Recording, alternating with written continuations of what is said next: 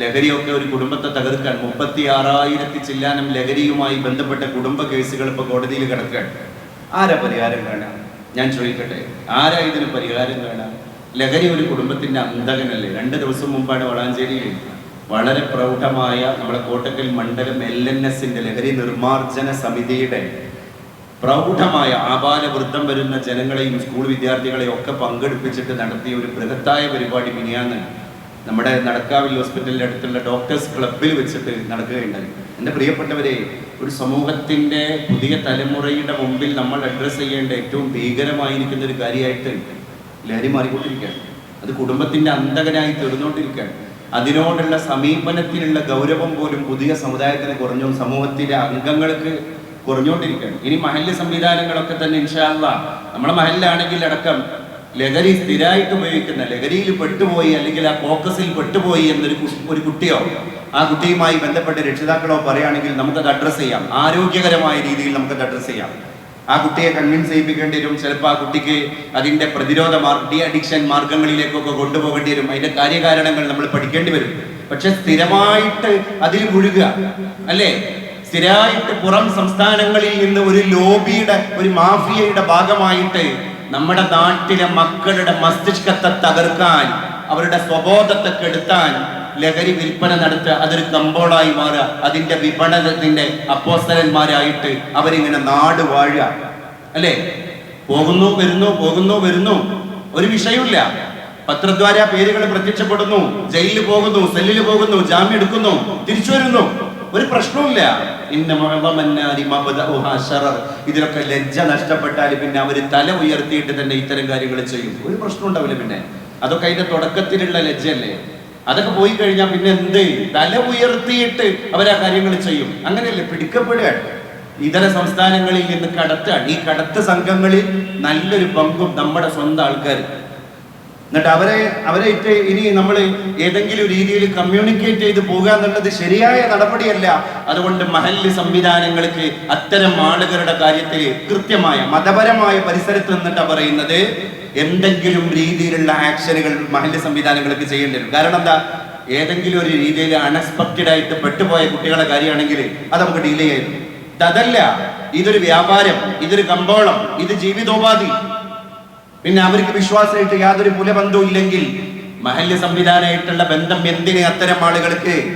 അതുകൊണ്ട് അവരെ മഹല്ല് സംവിധാനങ്ങൾക്ക് ചിലപ്പോ വിശ്വാസ കാര്യങ്ങളിൽ, ഞാൻ രാജ്യത്തിന്റെ ഒരു മറ്റുള്ള നയപരമായ കാര്യങ്ങളല്ല പറയുന്നത്, നമ്മുടെ പള്ളിയിലായിരിക്കുന്നത്. നമ്മൾ പഴയകാലം മുതലേ പറയില്ലേ, പള്ളി പോയി പറഞ്ഞാൽ മതി. അങ്ങനെ പോയി പറയാനുള്ള ഒരു സ്ഥലം തന്നെയാണ് നമുക്ക് പള്ളിയും നമ്മുടെ മഹല്ല് സംവിധാനമൊക്കെ എന്ന് പറഞ്ഞാല് നമ്മുടെ മതപരമായ കാര്യങ്ങളുടെ പരിസരങ്ങളെ, ശോഷണങ്ങളെയും ശേഷിയെയും കൃത്യമായി ചർച്ച ചെയ്യേണ്ട ഒരു വിഷയമാണ്. ഒരു സ്ഥലമാണ് പള്ളി. അത് ക്രൈസ്തവ പണ്ഡിതന്മാര് കണ്ടില്ല നിങ്ങള്? അവരുടെ ഇടപെടലുകളിൽ കുഞ്ഞാടുകളായ ആളുകൾ വരുമ്പോ അവരുടെ കാര്യങ്ങൾ ചർച്ച ചെയ്യും. അത് നമ്മുടെ മതവുമായി ബന്ധപ്പെട്ട വിഷയങ്ങളാണ്. അതുകൊണ്ട് പ്രിയപ്പെട്ടവരെ, ഇത് കുറച്ച് ഗൗരവമുള്ള കാര്യമാണ്, അല്ലേ? അതിൽ തന്നെ വ്യാപാരം നടത്തിക്കൊണ്ടിരിക്കുന്ന ഒരുപാട് ആളുകൾ. വ്യാപാരം എന്തു ഹനനനാം വനവേടനുണ്ടോ, വ്യാപന്നമതു കഴുകനെന്നും കബോധമെന്നും. ഈ നടത്തിക്കൊണ്ടിരിക്കുന്ന ലഹരി സംസ്കാരം, ലഹരിയുടെ കച്ചവടം, ലഹരിയുടെ ഇറക്കുമതി, ഈ ഇറക്കുമതി ചെയ്തുകൊണ്ടിരിക്കുന്ന ആളുകൾക്കറിയുമോ വ്യാപന്നം? അവരുടെ ലഹരിയുടെ ഇരയായി കൊണ്ടിരിക്കുന്നവർ കഴുകനെന്നും കബോധമെന്നും. വലിയ ആൾക്കാരാകാം, ചെറിയ കുട്ടികളാകാം, ക്രൂരതയുടെ പ്രതീകങ്ങളാകാം, സമാധാനത്തിന്റെ പ്രതീകങ്ങളായ കബോധം, ഈ വെള്ളരിപ്രാവുകളാവാം. അപ്പൊ ചെറിയ കുട്ടികളത് ടേസ്റ്റ് ചെയ്യാൻ നമ്മളതിനെ പരമാവധി വർജിക്കേണ്ട, മാറ്റി നിർത്തേണ്ട ആൾക്കാരല്ലേ? ഏതെങ്കിലും ആരാന്റെ മക്കൾ തന്നെ അതിൽ പെട്ടുപോയാല് അത് കൃത്യമായിട്ട് അഡ്വൈസ് ചെയ്തിട്ട് ആ കുട്ടിയെ ശാസിക്കുകയും ആ കുട്ടിക്ക് ശിക്ഷണം, തർബിയത്ത് കൊടുക്കുകയും ചെയ്യേണ്ട ആൾക്കാരല്ലേ നമ്മള്, അല്ലെ? ഈ കച്ചവടക്കാരായിരിക്കുന്ന അല്ലെങ്കിൽ ഇതിന്റെ എന്താ പറയുക കമ്പോളങ്ങൾ നടത്തിക്കൊണ്ടിരിക്കുന്ന മറ്റ് സ്ഥലങ്ങളിൽ നിന്ന് നമ്മുടെ നാടുകളിലേക്ക് ഇതിനെ ഈ ഇമ്പോർട്ട് ചെയ്തുകൊണ്ടിരിക്കുന്ന ആളുകൾ ഏത് ലോജിസ്റ്റിക് ആണ് ചെയ്തുകൊണ്ടിരിക്കുന്നത്, അല്ലെ? അവർക്കും കുടുംബവും സംവിധാനവും മക്കളും ഒക്കെ ഉണ്ടാവുമല്ലോ. നമ്മളൊന്ന് ചിന്തിക്കണ്ടേ? ഏതൊരു കാര്യത്തിലും അവനാന്റെ മക്കളെ ചേർത്തിട്ടല്ലേ ഈ വിഷയങ്ങളൊക്കെ ആരാന്റെ മക്കളെ കേടാക്കുമ്പോൾ ചിന്തിക്കേണ്ടത് എങ്ങനെങ്കിലും പൈസ ഉണ്ടാക്കാനാണോ? എങ്ങനെങ്കിലും പൈസ ഉണ്ടാക്കാതാണെങ്കിൽ ഈ മുസ്ലിങ്ങളായിരിക്കുന്ന ആൾക്കാർക്ക് പിന്നെ എന്തിനാ നോമ്പ്, നിസ്കാരം, പള്ളി, മദ്രസ ഒന്നും വേണ്ടല്ലോ, അല്ലേ? അപ്പോൾ അതിന് സ്വാതന്ത്ര്യം ഇല്ലാത്ത ആൾക്കാരാണ് ഈ മതത്തിന്റെ ഫ്രെയിംവർക്ക് അതിന്റെ കള്ളിയും പള്ളിയൊക്കെ പൊട്ടിച്ചിട്ട് പുറത്തു പോയിട്ട് ഞാൻ ഈ മതമായിട്ട് ബന്ധമില്ല എന്ന് പറയുന്നത്. അപ്പൊ എന്താ, അവർക്ക് തോന്നിയ പോലെ ജീവിക്കാം. You can do what do you wish, എന്തു ചെയ്യാം. അതിന് മതം എന്ന് പറയുന്ന ഒരു സംവിധാനത്തെ പിന്നെ മറയാക്കണില്ല അല്ലേ. അതിലാണ് കുറെ ആൾക്കാർ അങ്ങനെ പോണത്. അങ്ങനെ പോകുന്ന ആളുകൾ ഒരുപാടുണ്ട്. അപ്പൊ എൻ്റെ പ്രിയപ്പെട്ടവരെ, ഇത് ഭയങ്കര വിഷയമാണ്. അപ്പോൾ നിങ്ങൾ കണ്ടില്ല, 4 ദിവസം മുമ്പ് നാടോടികളുടെ മുകളിലേക്ക് നാട്ടികയിൽ നിന്നിട്ട് ആ മേൽപ്പാലത്തിന്റെ മുകളിലൂടെ ഈ വലിയ ഒരു നാഷണൽ പെർമിറ്റ് ലോറി കയറ്റി അല്ലേ, അവരെ കൊന്നൊക്കെ. ശരിക്കും അതൊരു കൃത്യമായ കൊലപാതകല്ലേ.